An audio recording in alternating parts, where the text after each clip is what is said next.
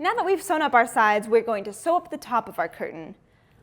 I've got a great little series on all the different ways you can actually finish the top of your curtain because there's quite a bit.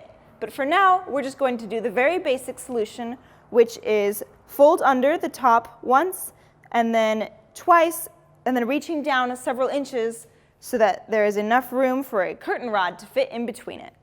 We're going to press under 1/2 inch so that against the wrong side, and then do it one more time about 4 inches down.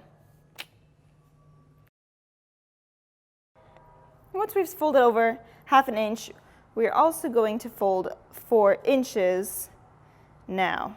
I've been doing this for years, so I can basically eyeball 4 inches, or you can go ahead, take your tape measure. Now that we have prepared the top of our curtain, I'm going to do the same exact thing as we did before, where we're going to take the right side. Give me one moment while I find that. We are putting it back into our machine right side up, and we are stitching along the small fold. So this might be kind of hard since you can't really see where you are stitching. I am just feeling it, that folded edge with my fingers. For you at home, maybe to get used to this, you could trace it with chalk so that you have a nice line to view as you work your way down. All we have left is the bottom of our curtain. Right now, I am just pressing it again, folding under about 2 inches, double fold. I know I want to fold under about 2 inches because I took this height and I held it up against my window to see where my curtain would fall, where it would touch the ground.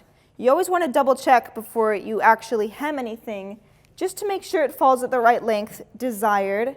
Mine was pretty good at about 2 inches, and that is why I've chosen this length. You should definitely do the same with your curtain. Hold it up over that window, eyeball it, and then mark with chalk where you want your hem to fall, and then fold, double fold under to that length. And we're just going to press this and put it back in our machine and top stitch it. And once we top stitch it, we are going to have our very first curtain panel. I'm doing the same thing as before, just feeling that fold line and stitching right over it with the top stitch. And when I say top stitch, all I mean is a straight line all the way down. We have now finished our first curtain panel, and you know what I think? I think it's looking pretty plain. I mean, it could work in a really funky space, but I kind of want to add some more detail to it.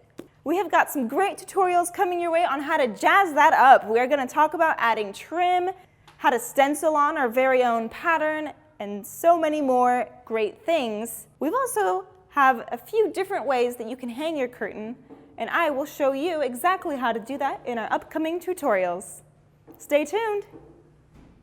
I'm going to show you how to make all these different curtain headings. What's a curtain heading? Why, it's the thing at the top of the curtain that's holding it up and keeping it on that curtain rod.